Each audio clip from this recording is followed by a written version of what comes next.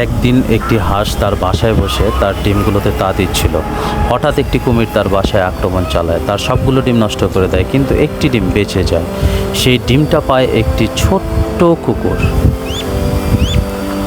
কুকুরটি সেই ডিমটিকে নদীর কিনার থেকে নিয়ে যেয়ে তার বাসায় আগুনে তা দিতে থাকে। সেই ডিম থেকে একদিন একটি ফুটফুটে হাঁসের বাচ্চা হয়।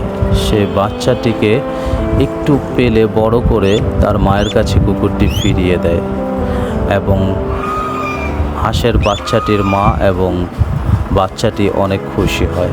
তারপর একদিন কুকুরটি একা একা নদীর পাড় দিয়ে হাঁটছিল।